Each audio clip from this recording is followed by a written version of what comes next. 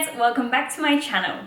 Today I am testing and tasting and giving you guys the recipes for 4 different calorie/macro friendly desserts that you can make even if you're on a calorie deficit like I am and you're on prep calories, which are very minimal. These are some protein-filled desserts that I've kind of come up with. I had a brainwave yesterday and I was like, I need to see if this dessert idea in my brain is going to work.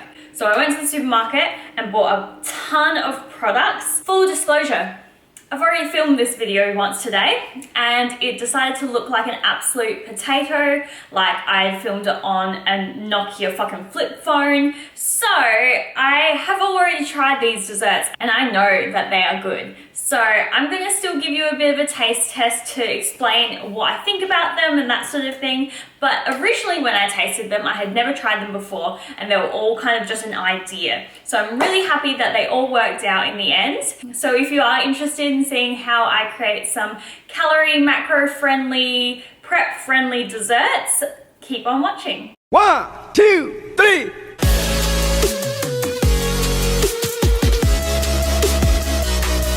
The first thing I'm going to show you guys is my custard flan. I am the biggest fan of flan. I love flan in a can. If you've never had that before, it's literally like a pudding inside a can that you can buy from Japan. Everything. Why does this all rhyme? So let me show you how I made this. I'm going to sit here and explain how to do these recipes rather than showing you because the original footage got corrupted, so we're going to make do. First up, let's do our custard flan. I combine 2 tablespoons of the custard powder with 2 tablespoons of granulated stevia. Then you're going to put in half a cup of almond milk. I use Almond Breeze because it's the lowest calorie one that I have found. And altogether you're going to use 2 cups of almond milk, but you want to add this in slowly. So put this mixture on the heat and you're going to start cooking it and combining the ingredients together until they're mixed through. Then slowly add in the rest of the almond milk. Once you've done this, bring the whole mixture to a boil and then simmer it. So turn down the heat for a little while and simmer for 2 to 3 minutes. This is just what the packet wants you to do anyway. In a separate bowl, combine hot water and 1 packet of gelatin and mix this together. Let it cool down for about 5 minutes before putting it in with the rest of the custard mixture. Once you've done this, you're going to add in some casein custard. So I used the Muscle Nation one. It tasted really good, but you could do lots of different flavors.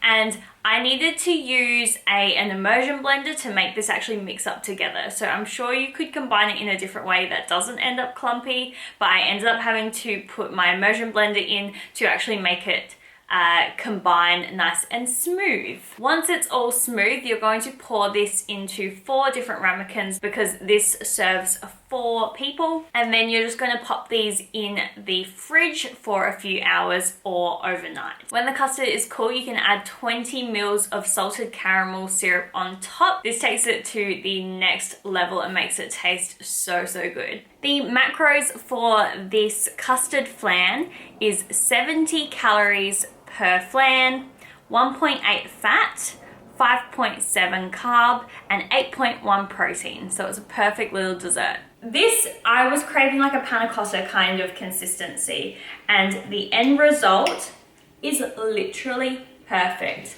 Look at that consistency. It is gelatinous and like a creme brulee, like a panna cotta. It's just perfect. And the salted caramel sauce on top, it takes it to the next level. Just wow. I'm genuinely shocked at how delicious this is, how creamy it is. The consistency is like perfect. It's so satisfying, it's so sweet. And if you are a custard kind of person like I am, this is next level. I can't stop eating it.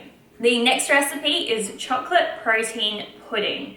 And I'm talking like real pudding, like the kind of pudding that you know you're not supposed to really eat.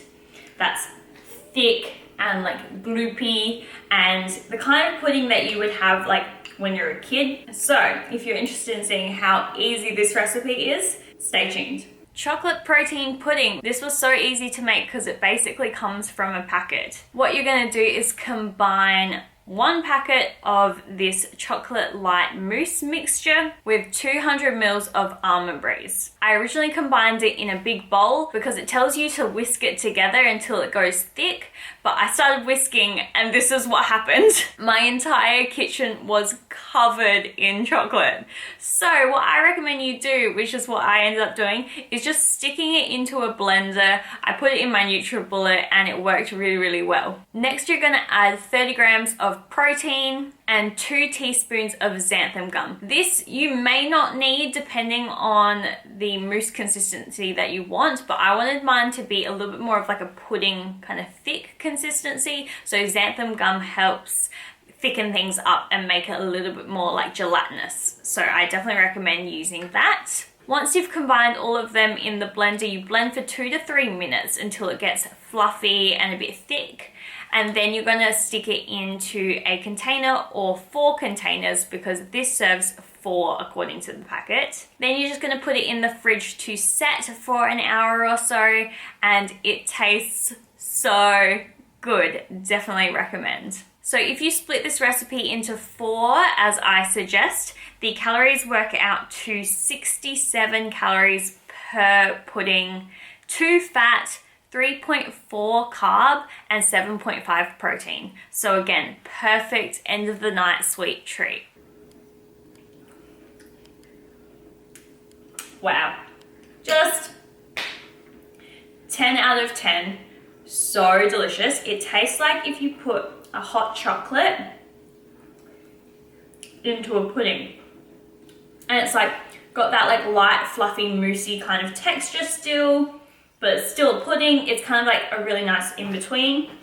So if you see, it's like a pudding consistency, but it's still got those moussey kind of bubbles. Oh my God. This serves 4 people. So I could split this up into 4. I actually weighed it at the end so that I could weigh out individual servings for myself. So I'm gonna eat this for dessert every single night this week. I think it would also be really good as a topping for like pancakes or waffles or something like that, because it's like rich and creamy and chocolatey and just like stunning. Freaking so good. The next recipe, which looks a little bit sad right now because I've eaten most of the toppings, but these are protein pancakes. I know there's a million recipes on the internet about how to do protein pancakes. Everyone's done it. But the one issue I have is a lot of these recipes include eggs, which I've found out that I'm intolerant to. So I'm not supposed to eat them because they're really, really inflammatory for me. So I found this egg replacement that you can literally cook like scrambled eggs. And the first pancake I made, I basically just mixed this and protein powder together and put that on the pan to see if it would work. It literally ended up like scrambled eggs. So I'm pretty sure this stuff would actually be really, really good if you actually use it in the way that it describes on the packet. It tastes quite savory and it has a very like, not like gross eggy taste to it, but definitely has some kind of like savory taste to it. So this recipe was a bit of an experiment. I'd never tried any of these really ingredients together. So I was totally winging it, but I think in the end, it actually turned out really good.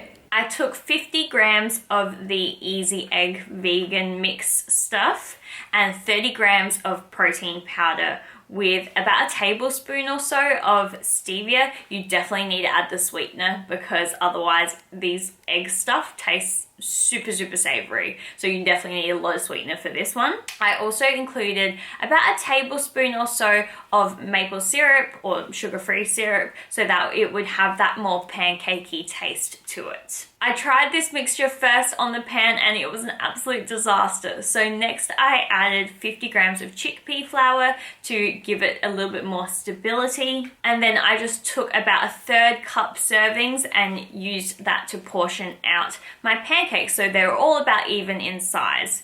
It ended up cooking about 6 pancakes altogether, so 6 servings. And I also recommend you spray the pan in between each pancake because otherwise it does stick very slightly, and you may have a lot of pancake left over on the pan. This stuff is really weird, but I definitely do think I'm going to keep giving it a go in the future because it turned out pretty great. Per pancake, it is 79 calories, 0.9 fat, 8 grams of carbs, and 6.9 protein. So I actually think I could add more protein powder and less chickpea flour in the future and see if that combination works just as well, because I could definitely up the protein of this one so that it's more protein than it is carbs. Then you get to add whatever toppings you want. So I chose 2 pancakes and then 10 grams of nut butter. I'm using the My Protein peanut butter with coconut. Tastes pretty good. It's just peanut butter. And then a ton of sugar-free syrup over the top. So these pancakes, I just topped with some nut butter and syrup. So I'm going to show you guys the consistency. I made 6 pancakes all together and I'm gonna have 2 as my serving. This is the consistency. So it's quite like spongy, like almost like gelatinous, honestly. It's not quite as light and fluffy as I was expecting, but I think it's because I didn't put baking powder in it. So if you guys do try this, put baking powder in it, I think it will make it a little bit lighter and fluffier because chickpea flour is very dense. Okay, but like, it tastes really freaking good. The nut butter definitely takes it to that next level.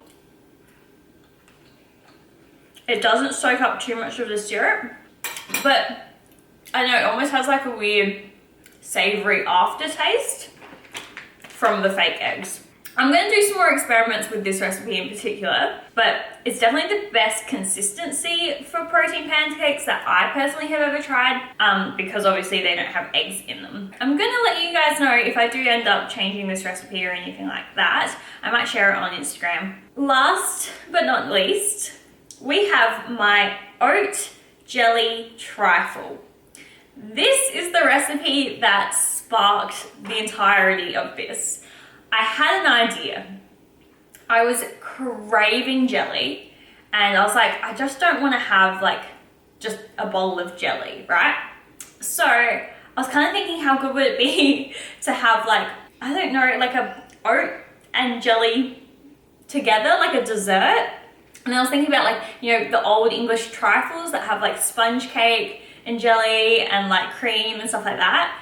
And this is what I came up with. So this is the recipe I'm actually the most proud of. It is definitely a dessert. You could eat it for breakfast, but jelly for breakfast might be that next level of weird for some people. For me, I kind of love it. And this whole thing I could eat as my breakfast and still fit it into my macros. So this is a massive serve. So I'll show you the ingredients right now. To make the best dessert I've ever come up with, my jelly oat trifle, you are going to cook 30 grams of oats with 60 grams of konjac rice. You do not have to include this. I personally just include this because I have it for breakfast every day. I have oats and konjac rice with protein. That is my breakfast. So I was basically just using my normal breakfast base. You do not have to include it, but you totally can't taste it.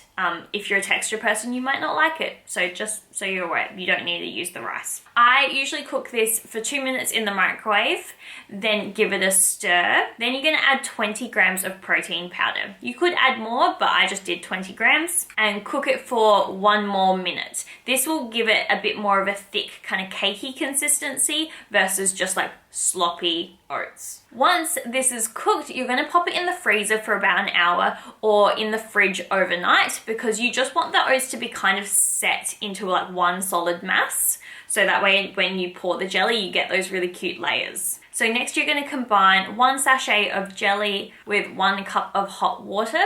This serves 2. So I actually made 2 serves of oats so that I could pour half the jelly mixture onto each. You use 1 more cup of cold water to cool down the jelly and then you just pour that straight on top of the oats.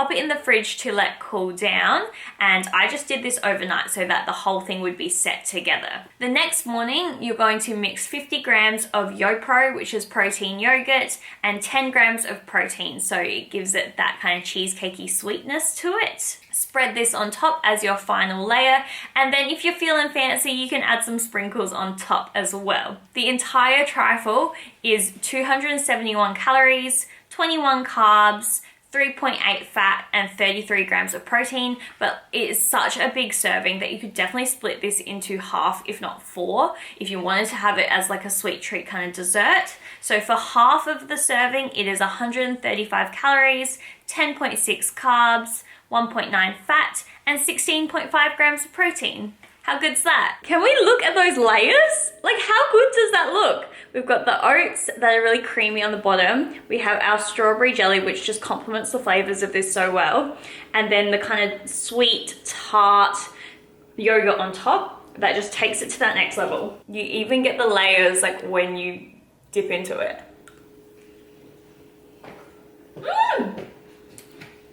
It is the most fun, sweet, kind of kiddish dessert ever.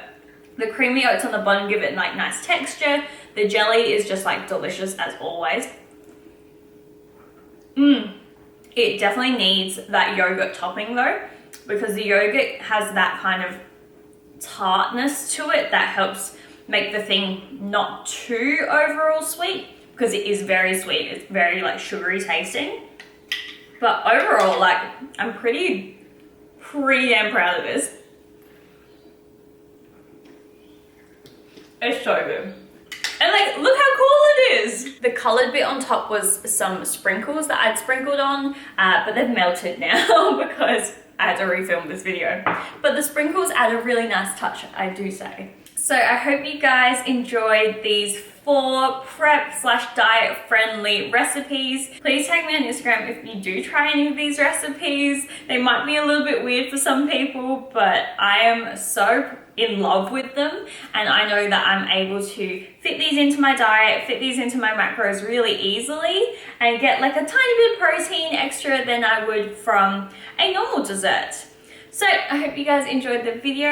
Let me know in the comments what else you would like to see from me. And other than that, I hope you all are having a really great day, and I will see you next time. Bye.